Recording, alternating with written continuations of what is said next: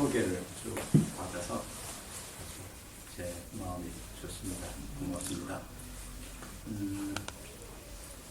기도는 사실 우리 모두가 일찍부터 뭔지 모르지만 우리 안에 그 열망이 있어서 기도를 하고 있고 나름대로 다들 배우고 있고 그렇게 했다고 생각해요. 제가 신앙생활 시작한 지 10대 때 교회 나가고 한 1년 지나서 16살이나 뭐 7살 때 제 마음에 금식을 해야겠다는 생각이 들어서 가족들한테 말을 안 하고 그냥 혼자서 밥 먹을 때 되면 슬쩍 나갔다가 들어오고 이렇게 이제 어머님이 나중에 이상해가지고 너 왜 그러냐 나중에 이제 결국 얘기는 했는데 가끔 생각해보면 그 나이에 무슨 마음이 있어서 그때 사흘간 어쨌든 그래서 금식을 집에서 했어요. 사흘간 하고 했더니 뭘 깨닫는지 얘기 좀 해보라고 하는데 그때 알긴 뭘 알았겠어요. 아무것도. 그러나 어쨌든 제 안에 그런 마음이 이렇게 어린 마음에도 그런 기도하고자 하는 마음이 있었다고 하는 것 자체가 참 이거는 정말 하나님 우리에게 주신 마음이다라는 생각이 듭니다. 그러고 보면 누구한테 배워서가 아니고 그분께서 우리 각자 이끌어 주시고 필요에 따라서 우리를 배우게 하시고 또 기회를 만들어 주시고 그런다라는 생각이 듭니다. 오늘 시간은 차 목사님하고 저하고 술 친구는 못 되고 기도 친구는 되는 것 같아요. 내년 어느 게 더 가까운지는 모르겠는데 내년 어쨌든 열흘씩 또 일주일씩 같이 침묵을 하면서 보내는데 그때 이렇게 서로 침묵 가운데서 뭐 많이 얘기하지도 않고 기도하니까 침묵하니까 그런데 거기서 든 이 정이 말이죠 보통이 아닌 것 같아요. 침묵 가운데 서로 어떤 느껴지는 서로에 대해서 이렇게 느껴지고 신뢰가 되어지고 그 느낌은 좀 특별하다는 생각이 되집니다. 같이 기도하는 사람들끼리 하는 도반이라고 하죠, 도반. 네, 여러분들과 함께 이 시간 강의보다는 같이 좀 기도하는 시간 갖자, 침묵하면서 같이 기도하는 시간 갖자라는 그런 느낌. 네, 같이 오늘 함께 할 수 있어서 특별히 또 저에게 이런 기회를 주셔서 한 얼마 동안 쭉 이걸 생각하면서 제 안에 또 깊은 은혜도 있고 또 깨달음도 주셔서 저한테는 또 소중한 시간이었습니다. 네, 서로를 향해서 우리 이미 다 같이 소개했는데 오늘 함께하는 여러분들 향해서 같이 한번 마음을 손을 한번 합장하고 같이 서로에게 같이 인사 나누고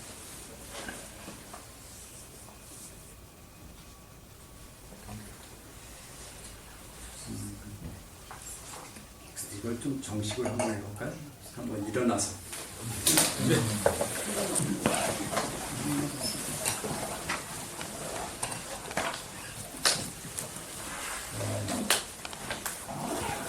마세키티 신부님이 계신 그 스노베스를 제가 2번 피정을 갔다 왔는데 거기서 절하는 게 참 인상적이었습니다. 아주 매일 아침마다 같이 아침 기도할 때 아주 깊게 서로를 향해서 이렇게 기도하는 절을 하는데 그렇게 한번 전해볼까요? 합장을 하고 우리가 이렇게 엎드려서 큰 절은 하지 않지만 서 있으면서 가장 내 마음에 진심을 담아서 상대방에게 내 안에 계신 주님께서 여러분 안에 계신 주님께 인사드립니다. 그 마음으로 허리를 한번 여러분 굽힐 수 있는 데까지 최대한 깊게 구부려서 서로에게 인사해 보시기 바랍니다.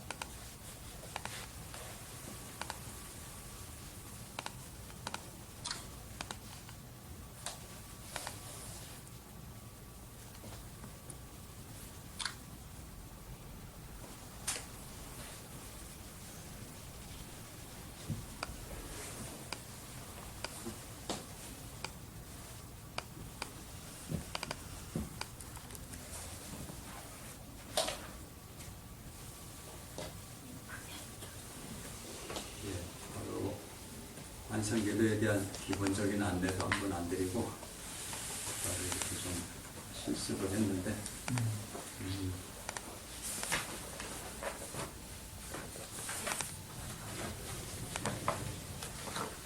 관상은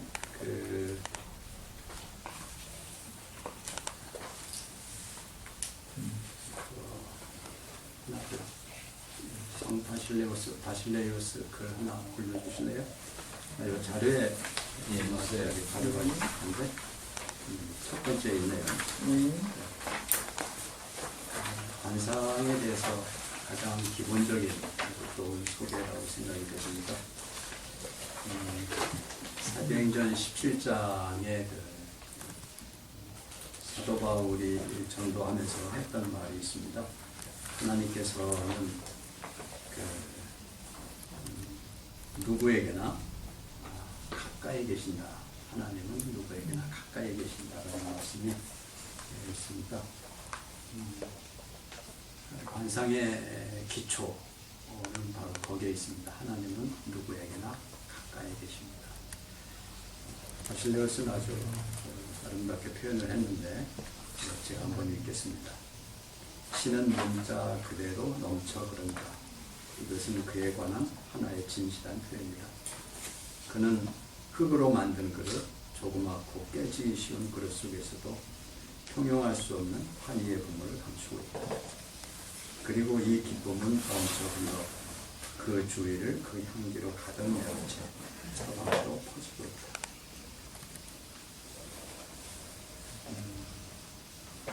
그의 존재로부터는 빛이 빛난다. 그는 가끔 내적인 즐거움을 억누를 수가 없어 가슴을 열고 눈물과 고함과 몸짓으로 이를 보여준다. 그가 말을 할 때나 침묵을 지키거나 잠을 자거나 깨어있거나 그가 있거나 없을 때나 그는 항상 같은 것을 말하고 항상 같은 존재이며 그의 은총과 권능 또한 같은 것이다. 그의 실존, 그를 떠올리는 모습 또는 그가 곁에 있다고 생각하는 느낌이나 단순히 그가 존재한다는 느낌은 어떤 다른 것, 피조되지 않은 어떤 것, 고요하고 모든 곳에 스며있는 어떤 것을 전해준다. 그는 본성이고 성스러움이고 완전자이며 은총이 완전한 신이다. 그는 그릇된 말을 행하지 않고 일을 만들지도 않고 사물들이 제자리에 진행하도록 한다. 그는 말하지 않고 행동한다. 그는 비평하지 않고 단지 사랑한다. 그는 우리의 습관적인 반응의 영역에서 벗어나 있다. 당신이 그를 친다 해도 그에게 닿지를 못한다. 그는 그것을 벗어나 있다. 당신이 그를 찾는다면 당신이 어디에 있건 그는 당신 곁에 있을 것이다. 그는 오직 당신만을 위하여 산다.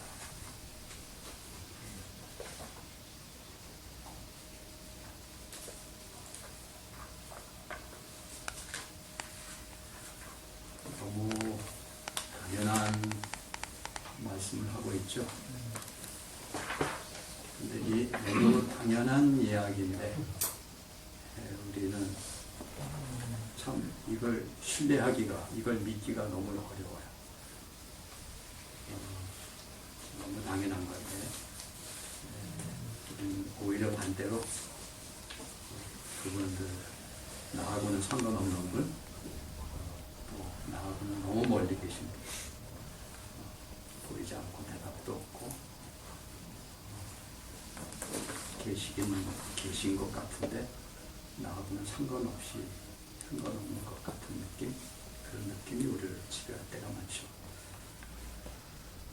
관상은 그래서 기도로, 이 관상 기도를 통해서 끊임없이 지극히 당연하고 보편적인 그 진리를 다시 기억하게 하고 거기로 다시 돌아가게 하고 기도할 때마다 그걸 다시 확인하게 하고, 기도는 그걸 끊임없이 연습하는 겁니다. 연습하는 거예요.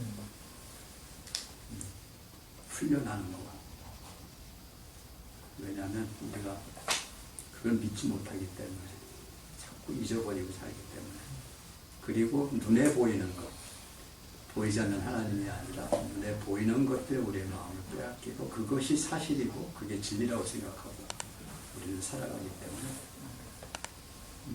너무 당연한 진리이지만 잊어버리는 그 진리를 기도할 때만은 우리가 생각하니까 기도할 때만은 그걸 우리가 알아차릴 수가 있으니까 기도로 돌아갑니다. 이게 참 어떻게 보면 너무 하지 않아도 되는 거를 하는 거죠. 안 해도 되는 거죠. 그건 우리의 약함 때문이기도 합니다.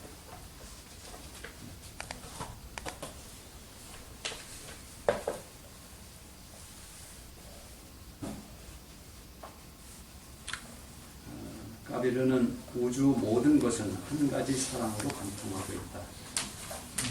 이렇게 말했습니다. 그것을 몸으로 느끼는 것이 왜 이리 힘든가? 몸으로 느끼는 게 왜 이리 힘든가? 우주의 모든 것은 한 가지 사랑으로 관통하고 있는데 우리는 그것을 몸으로 느끼는 게 왜 이렇게 힘든가?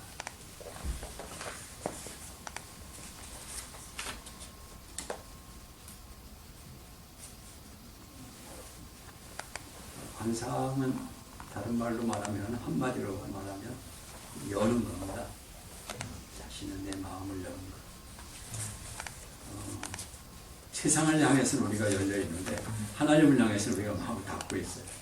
우리 안에 온갖 상처, 기억들, 어두운 기억들, 여러 가지 것들이 우리 마음을 계속 자꾸 방어하고 닫고 우리 마음에 대해서 상처와 여러 가지 방어 기제로 꽉 차 있죠.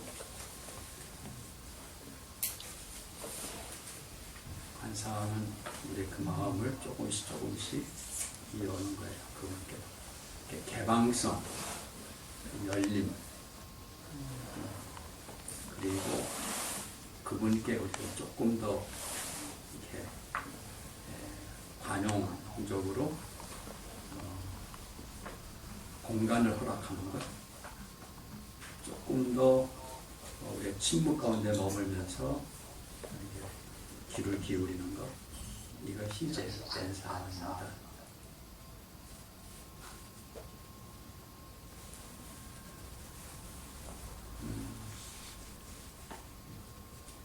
우리가 열려지는 것만큼 좀 우리가 현존에 머물 수가 있습니다.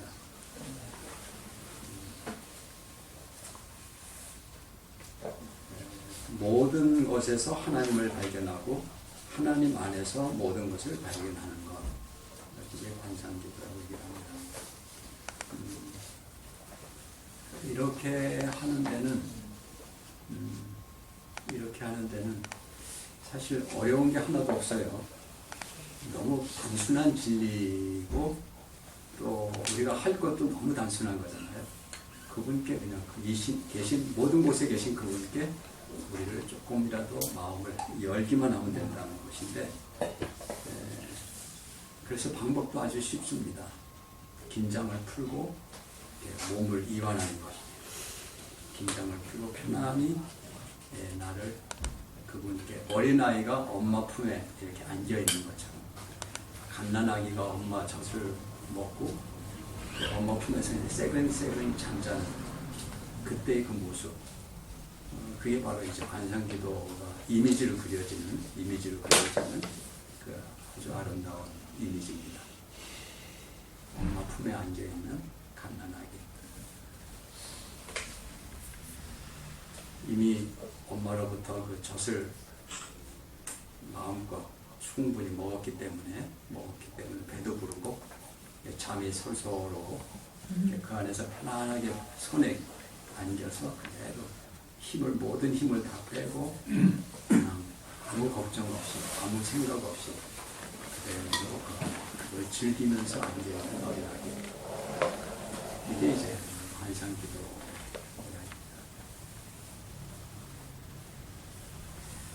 우리 어렸을 때 배운 거는 긴장하고 열심히 깨어서 해야 되는 것으로 훈련받았는데 오히려 정반대 모습이죠. 정반대로 접근합니다. 여기서 필요한 거는 신뢰, 아주 단순한 믿음밖에 없어요. 그분이 나의 아버지, 어머니라는 것, 그분이 나를 사랑하신다는 것, 그분께 대한 아주 이 단순한 믿음, 그 믿음으로 머무는 것입니다.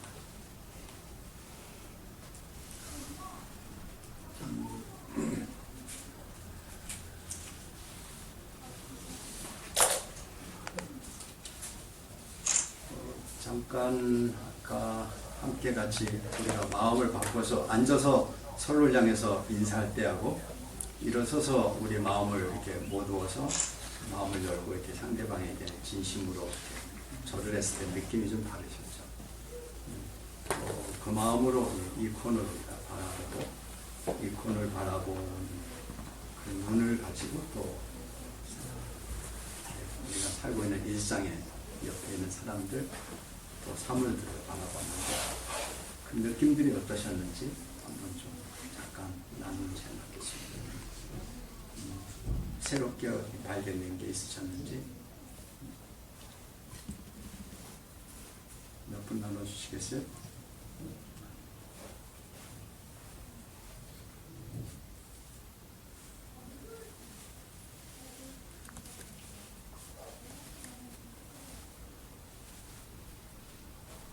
저는 저 니코너를 보면서 모스크바 박물관에 가서 안드레이 탈콥스키의 이코나를 본 게 기억이 나서요.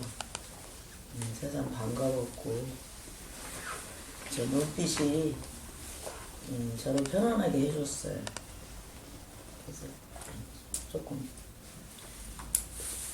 산만하게 물도 한잔 마시고 그랬는데 좋습니다.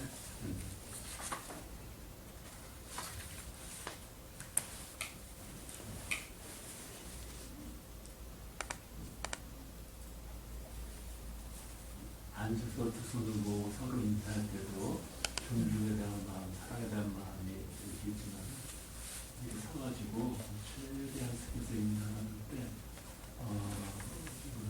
더 소중한, 좀 간절한 어떤 그런 같은 마음도 갖고 너무 좋았습니다. 한 가지 오백시다면 충분히 정신을 잡게 먹었으니 빈속염은 정말 말씀하신 대로 충분히 쓰려고 충분히 못 쓰려도 조금 아쉬웠어요. 그래도 맛은 보았기 때문에.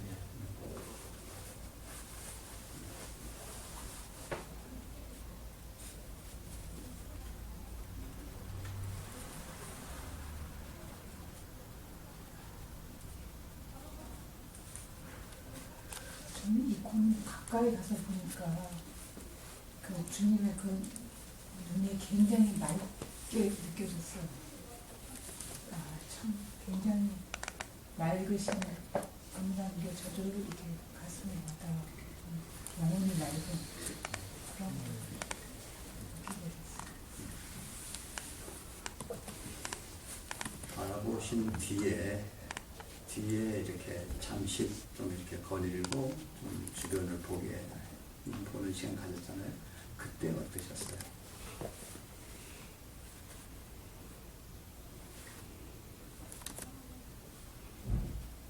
혹시 다른 걸 느끼시는 분 계시나요?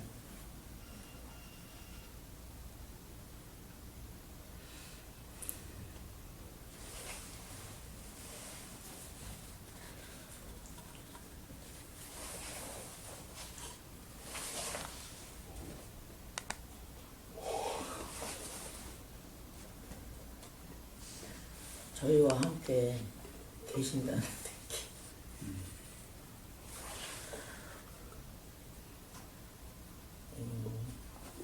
지금 끝까지 함께 하겠다고 하신 주님의 말씀도 생각났고요. 그래서 늘 제 곁에 있을 것 같다라는 저는 마음을 갖고 있는데요.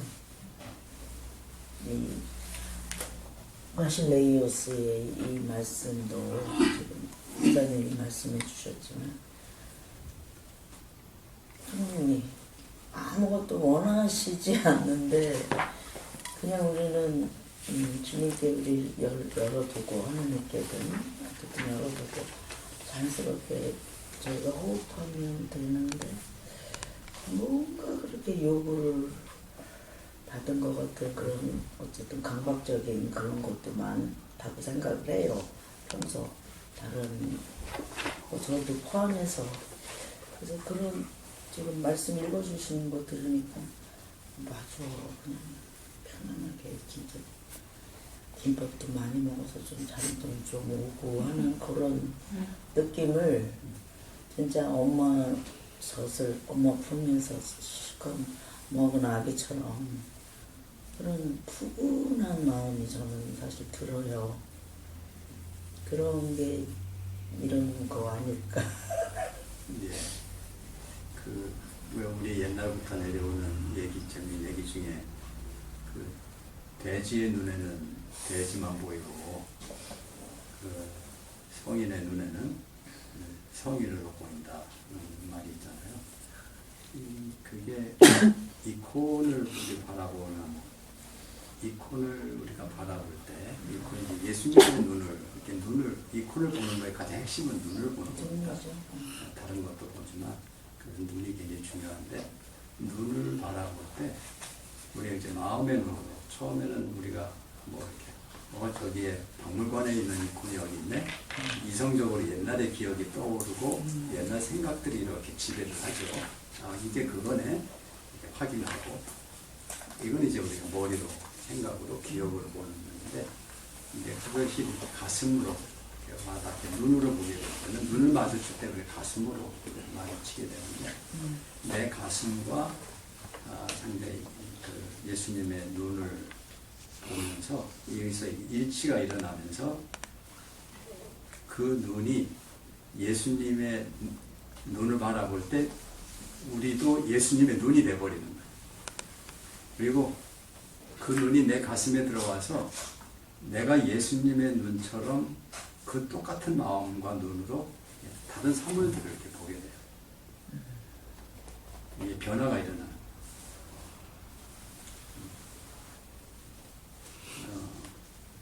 예수님의 눈과 하나가 된 다음에는 내가 예수님의 눈이 돼서 또한 다른 것들을 보게 돼요. 이 놀라운 거죠. 이게 이제 관상이 다른 게 아니라 우리가 하나님 안에 계속 이렇게 하나님의 눈, 하나님의 마음에 이렇게 계속 젖어들면서 어느새 내 안에 그것이 이렇게 자리 잡기 시작을 하게 되고 그 자리 잡은 게 내 주변과 이렇게 또 똑같은 관계 속으로 주변과 연결되는 거죠.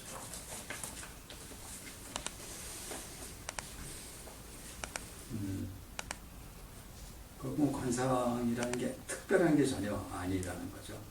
우리 본래의 창조된 본래의 관계 속에 들어가는 것.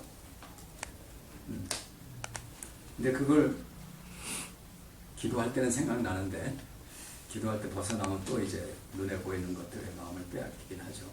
그래서 관상 기도는 기도하는 시간 처음에는 기도하는 시간이 관상이 중요한데 점점 기도하는 시간이 중요한 게 아니고 그냥 그것이 이렇게 생활하고 이어진다는 거예요. 자연스럽게 이어지게 되는 거예요. 그래서 특별히 기도 시간에 내가 기도한다는 느낌보다는 내가 참 먹고 자고 일하고 하는 모든 게 그냥 기도와 삶과 이것이 점점 이렇게 가까워지는. 기도는 어떻게 보면 좀 더 맨숭맨숭할 수도 있죠. 점점. 네, 그거에 대한 얘기를 조금 더 드리자면,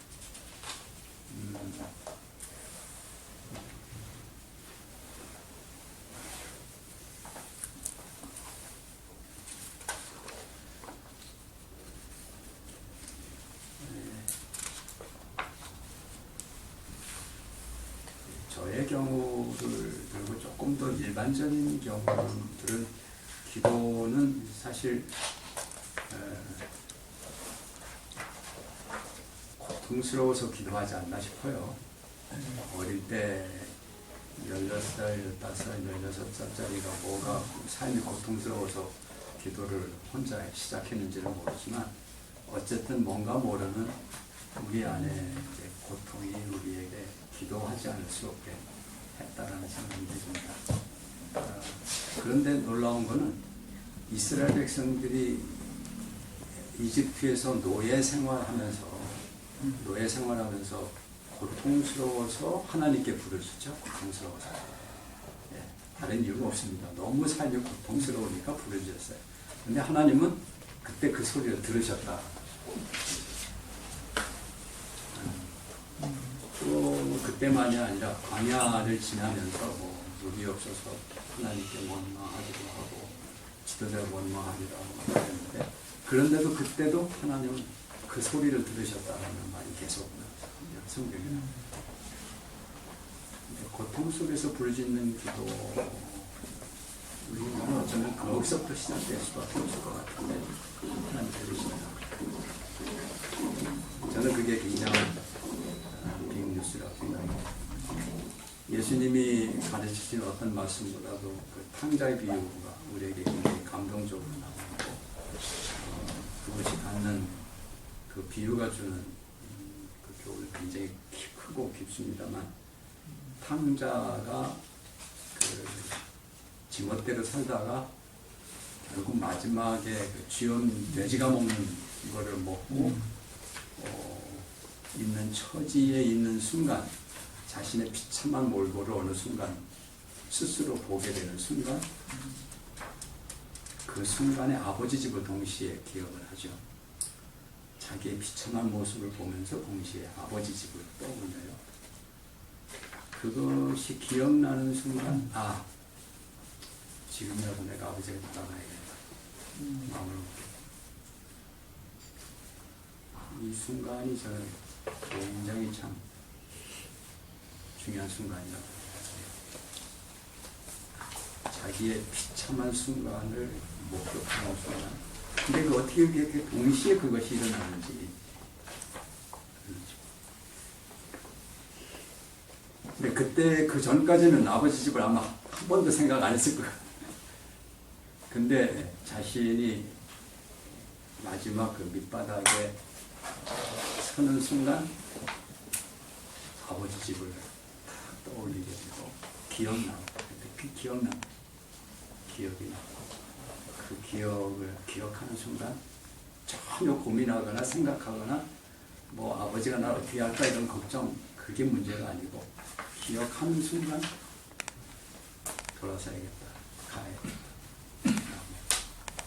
이게 이제 회심이죠. 여러분들도 그 순간들 아마 떠올리실 것 같아요. 저에게도 가장 고통스러웠던 그 순간이 실은 나에게는 굉장히 결코 잊어버릴 수 없는 정말 진심으로 내가 하나님을 만나고 하나님을 기억하는 순간으로 저도 기억을 하고 있습니다.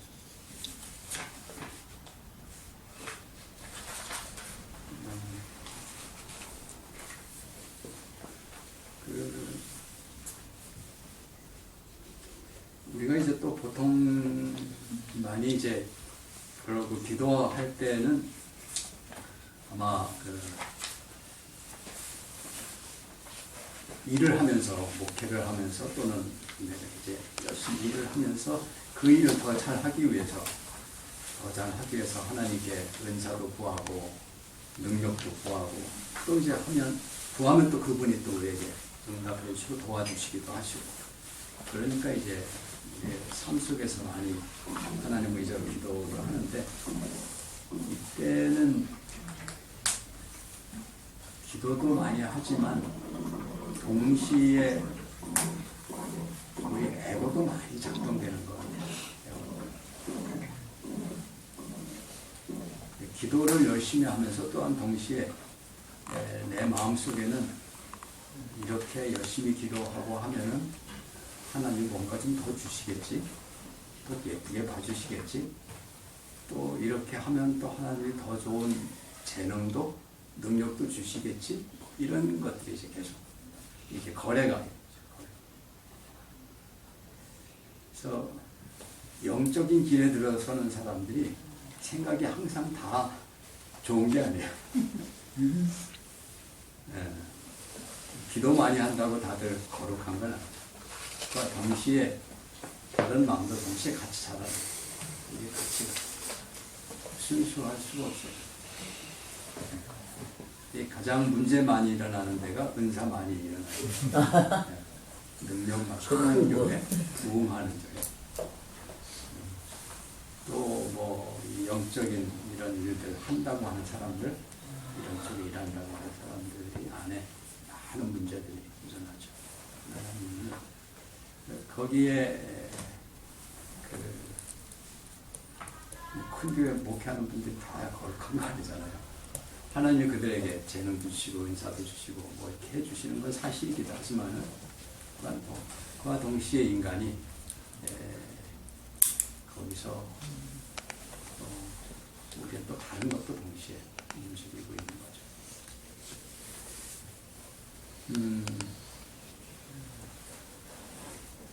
우리 그래서 근데 그걸 알아요. 모르는 게 아니고 자기는 그게 있는 걸 알죠. 일어나지만 그걸 자꾸 영혼을 파는 거죠. 파우스트의 이야기처럼. 파우스트 이야기는 굉장한 이야기입니다. 실은 영적인 얘기예요. 단순히 문학으로만 보면 안 됩니다. 문학을 깊은 영적 가르침을 꿰뚫고 있는 거죠.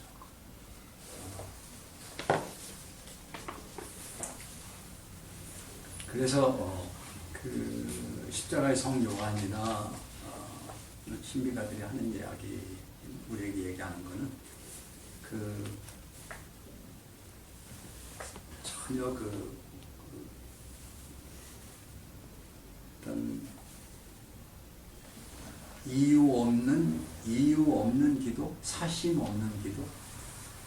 그래서 관상 기도는 자기가 기도하면서도 기도하는 줄을 모르는 기도를 해야 된다라고 하는 거죠.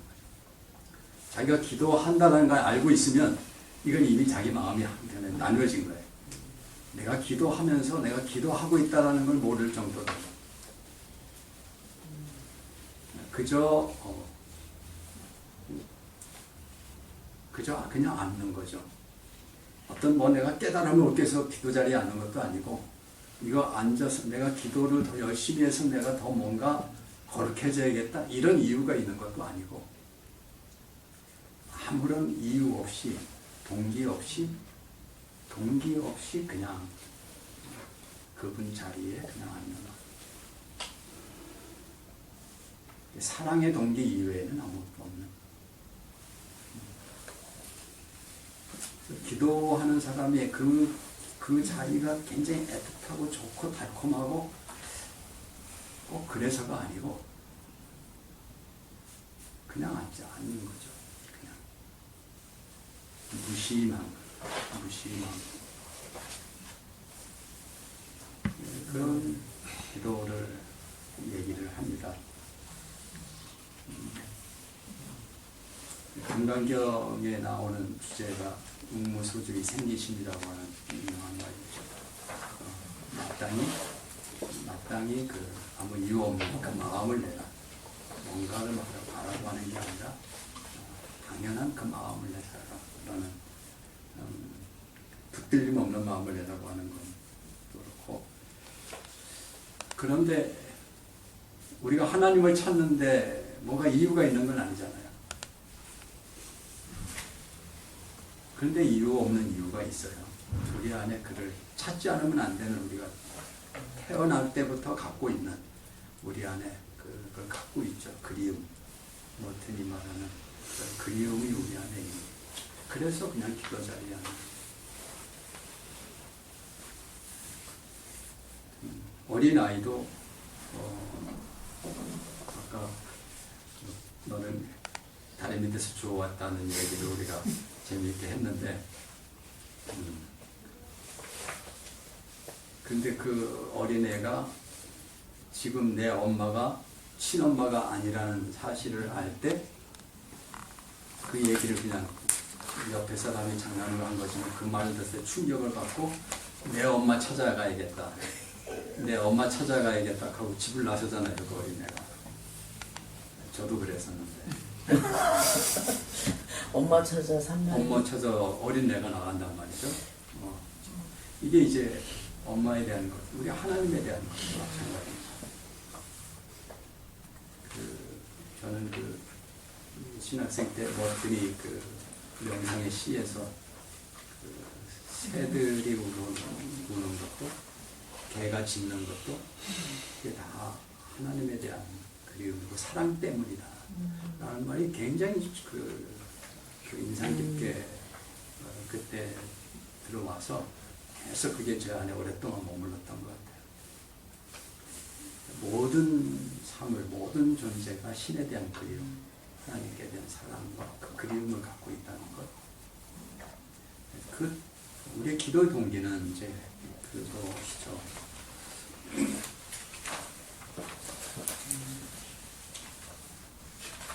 그런데 마이스터 에카르트가 아주 충격적인 말을 했습니다. 많은 사람들이 우리 주님을 따라서 여정을 가는데 중간까지는 간다. 중간까지는 가는데 그 다음 절반은 따라가지 않는다. 어렵네. 참 아이러니하고 따라가지 않으면 어디로 가는 걸까요? 안 가는 거지. 안 가는 거야. 절반까지는 가는데 가는데 중간까지는 가는데 그 다음은 따라가지 않는다.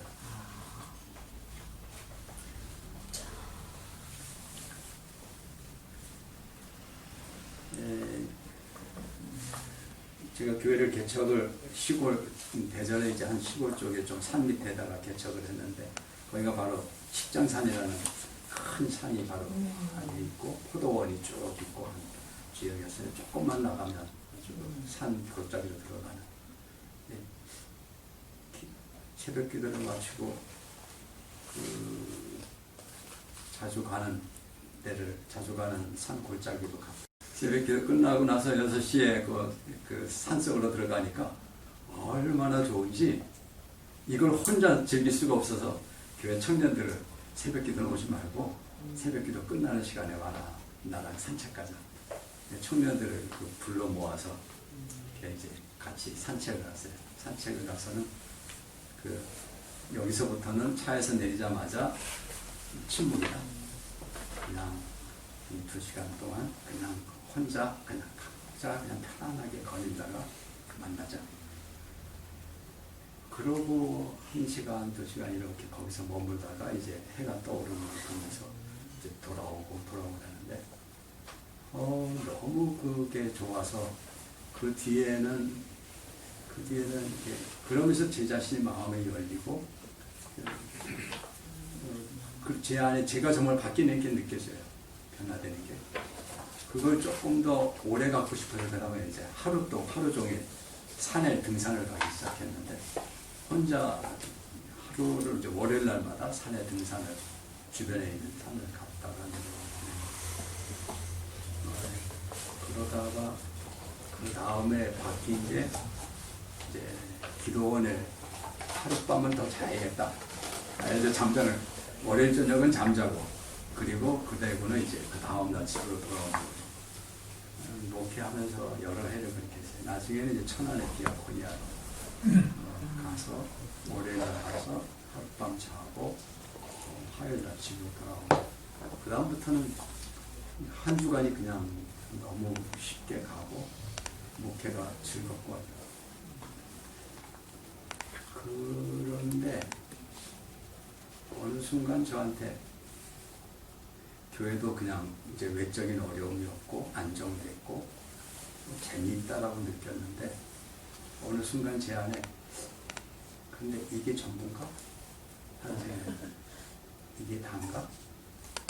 내가 하고자 했던 게 내가 찾고자 했던 게 이게 전부인가? 그러면 이게 아니면 내가 뭘 더 할 수 있을까? 이게 아니면 내가 더 뭐 할 수 있을까? 근데 여기서 뚫고 나가야 될 것 같은데 그걸 할 능력이 제 안에 없는 거지라. 내 안에는 그 이상은 어렵다라고 하는 제 한계를 어느 순간 아주 통감을 했어요. 문제는 외적인 어려움도 아니고 경제적인 어려움도 아니고 뭐 앞에 뭔가 어려움이 있으면 그걸 뚫고 나가겠는데 외적인 게 아니라 그 한계가 나라고 하는 순간을 그거를 알아차리는 순간 손도 하나 까딱할 수 없는 그런 마음이 들더라고요. 그때쯤에 제가 이제 냉랭해 있으니까 교회 안에도 이런 문제가 생겨요. 작은 문제가 하나 발생을 했는데 처음에는 그럴 수도 있지 하고 넘어갔는데 갑자기 주일날 설교 준비하면서 이제 이게 끝이구나. 이게 끝이구나. 더 이상 목회하고 더 이상 할 의미가 없구나. 더 이상 내가 뭘 할 수가 없구나. 이게 마지막이다라는 생각이 마지막 설교를 하게 되더라고요. 그냥 마지막 설교를 했어요.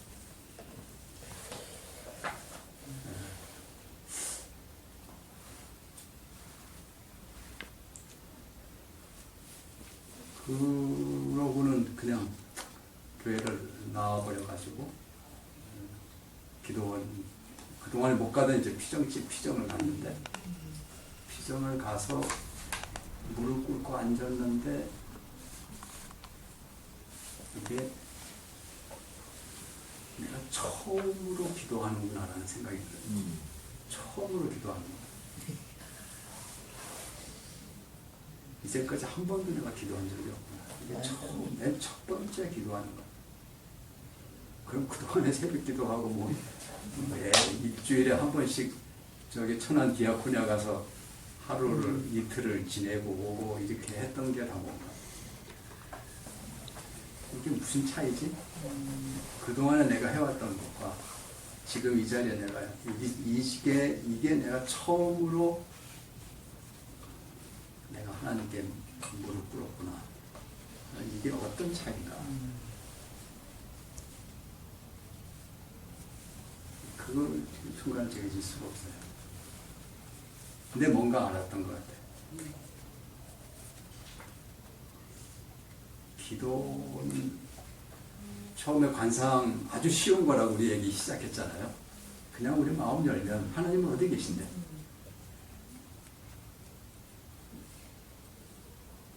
근데 어디 계신 그 하나님을 우리가 보지 못한다는 거죠. 보지 못한다. 신뢰하지 못한다는 거죠. 그때 처음 내가 무릎 꿇고 하나님께 기도한다라고 했던 거를 저는 아주 명확하게 그 차이를 기억을 하는데 그동안에 제가 늘 기억했던 거, 기도하면서 했던 모든 거는 제가 설교할 때나 기도할 때나 모든 어떤 일을 중요한 일을 결정을 할 때 사실 제 이성과 상식과 제가 알고 있는 신학적 것, 제 양식 이런 것들이 절대적인 기준이었다는 것. 그리고 거기에 자신이 없으면 어떤 신학자들이 어떤 얘기를 했는지 책을 통해서 확인하고 다른 분들이 그걸 확인하고는 맞아 라고 하면 그대로 이제 밀고 나가면서 모든 일들을 해왔는데 실은 한 번도 하나님의 뜻을 진심으로 물었거나 내 마음을 열고 그분께 온전히 그분께 기울여 듣는 그런 적이 없었던 거죠. 그거를 키팅 신부가 아주 명확하게 설명을 했는데 우리의 의식이 몇 단계가 있다는 거예요. 의식이. 우리의 가장 일반적인 우리가 살아가는 의식은 일상의식, 일상적인 의식인데 우리의 상식적인 것들이죠. 이성적으로 판단하고 결정하고. 근데 근데 그보다 더 깊은 의식층이 있는데 그 의식층은 영적 의식층이라 영적인 의식층, spiritual consciousness 레벨이라는 거예요. 영적 의식. 이게 이제 하트의 영역이라고 말할 수 있습니다. 우리의 마인드의 영역이라면 이건 하트의 영역. 너희가 더 깊은 그 골방으로 들어가 하나님께 기도하라고 할 때는 이 스피리추얼 하트의 이 영적 의식 가슴으로 하나님 앞에 하나님과 만나는 우리가 이콘 앞에 섰을 때 우리가 그분의 눈을 바라보면서 마주치려고 했던 그 의식층입니다. 이때는 우리의 마인드에서 좀 벗어난 거죠. 우리의 생각보다는 가슴으로 바라보고 가슴으로 느끼고 가슴에 오고 그보다 더 아래 깊은 곳에는 이제 하나님이 거주하시는 의식, 하나님, 이건 여기는 의식층이라고 말할 수는 없는 거예요. 하나님의 현존에 머무신.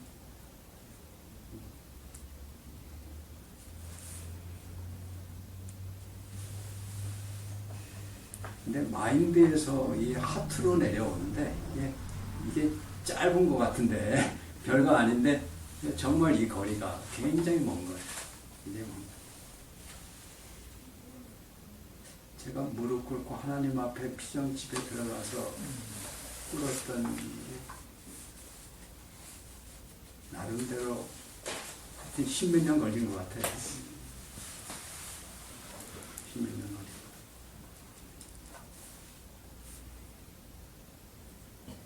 그때부터 이제 기도가 뭔가를 알기 시작했고, 기도를 적극적으로 기도를 배우기 시작했고, 정말 내가 앞으로 이제는 내가 옛날 삶으로 돌아갈 수 없다라고 하는 그 반환점, 전환점에 내가 그 분명한 그 전환점에서 섰던 것 같아요.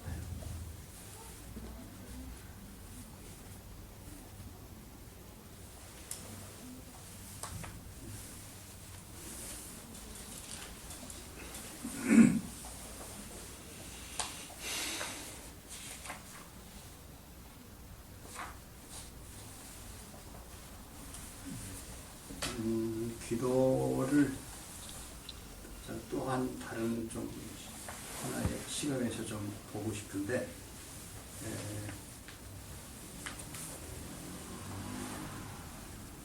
우리가 살고 있는 시대는 이렇게 우리의 모든 관계가 수평적 관계잖아요. 수평적 관계에서 어떤 과학도 그렇고 사람들과의 관계도 그렇고 정치도 민주적이고, 우리 침례교는 특별히 해중교회이기 때문에 이 교회 안에 위아래가 전혀 하이라키가 없습니다. 그래서 장로도 원래는 장로도 없고 목사도 실은 해중이 그냥 해중이 결정해서 목사로 세우는 게 처음 그렇게 했다고 해요.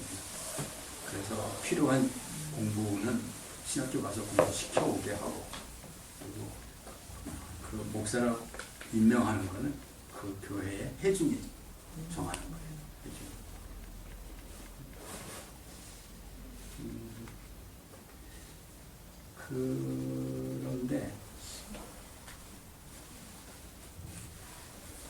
근데 우리의 의식이 이런 수평적 관계의 의식이 집중되어 있다 보니까 이 아래의 관계를 모르고 우리가 살고 있다는 생각이 들어요. 우리 하나님도 그렇게 생각하는 건 아닌가? 하나님도. 내가 생각하고 결정하고 하는 게 하나님도 그냥 따라오실 것 같은데. 그 이상 뭐가 있을까? 그 이상. 이렇게 내가 결정하고 이보다 더 올바르고 더 나은 판단이 올까? 있을까? 제 친구 목사가 교회 개척하고 한 10여 년 됐을 때 교회를 교회를 져야겠다라는 이제는 교회를 져야겠다라는 마음을 먹고 준비를 하는데 반대가 주변에 반대가 많아요. 모든 게 교회 짓는 게 준비가 돼서 하는 게 아니잖아요. 억지로 하는 경우가 많죠. 근데 이제 목사는 뭔가 이렇게 밀고 나가야 되겠고 때다라는 생각이 들었고 성도들은 아직 준비가 안 됐는데 이런 생각 반대가 많으니까 나중에는 친구 입에서 하나님이 반대해도 나는 하겠다. 하나님 천사가 와서 반대를 해도 나는 하겠다. 짓겠다. 뭐 그냥 홧김에 나온 말이긴 하지만 실은 우리의 의지나 우리의 그 판단들이 거의 그렇지 않나. 거의 그렇지 않나. 말은 하지 않지만 그 이상 하나님의 존재를 우리가 삶 속에서 얼마나 의식하고 살아가나. 그분의 뜻을 얼마나 우리가 절대적으로 그분께 우리를 여는 부분이 그분께 향한 부분이 우리의 삶 속에 있는가? 제가 아마 처음으로 하나님 앞에 기도한다라고 속에서 그거를 알아차렸던 게 그 전에 그 부분이었던 생각이 들어요. 목회도 했고 또 내가 하나님 나를 부르셨다고 생각하고 그렇게 해서 십몇 년 목회를 했지만 모든 생각이 전부 나에서 나온 거지 정말 그 하나님께 내가 얼마나 그분께로 열려 있었던가.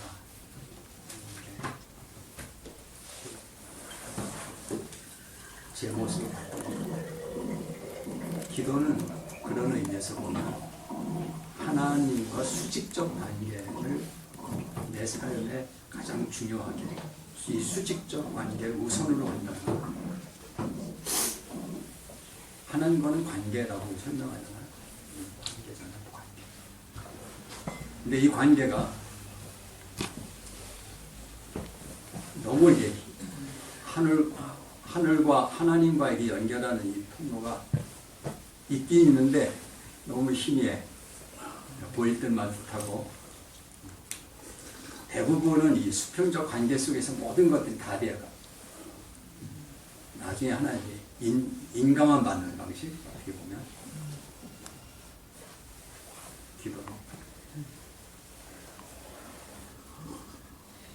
수평적 관계도 중요하지만 그보다 더 중요하게 분명하게 생긴 기도는 이 수직적 관계를 통로를 크고 분명하게 세우는 것이 기도라고 생각합니다.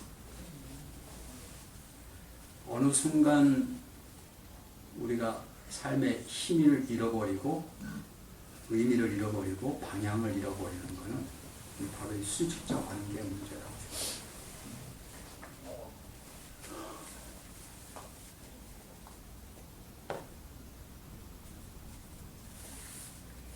영적으로 힘을 받기 위해서가 아니라 실제적으로 우리가 그분과의 혈육간의 관계에서도 그렇지 않았나요? 혈육간에서 젊었을 때 내 힘으로 모든 거 다 한다라고 하지만 점점 나이 먹어갈수록 그 연로한 힘없는 부모에 대한 어떤 의존, 그 부모에 대한 생각들을 더 많이 하게 되는데 마찬가지인 것 같다는 생각입니다. 동양 철학에서나 중국에서는 비이원성을 많이 강조를 하죠. 비이원성. 기독교에서는 여전히 그 하나님과 나와의 이 그분과 나와의 이 비이원적 이 관계가 이걸 절대시하죠. 이거는 뛰어넘을 수가 없고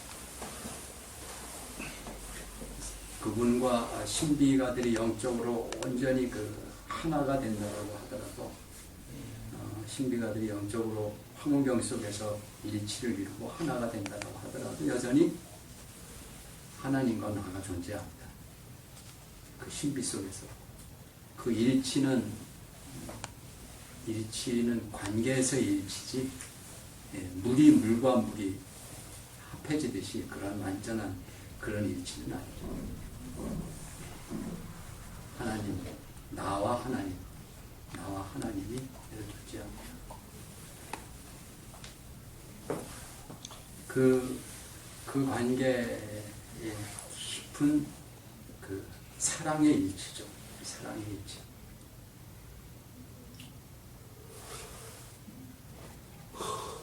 그래서 이거를 하나로 그냥 뭉뚱그리는 게 중요한 게 아니고 그분과 나와의 이 관계, 그 관계의 통로가 또 관계의 끈이 어떻게 사랑으로 온전히 하나가 되는가.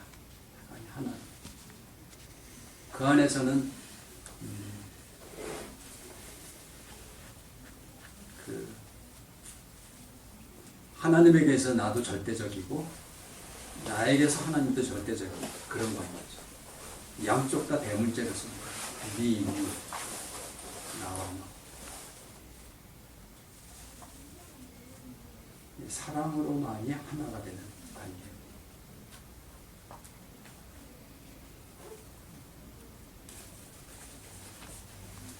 이 관계는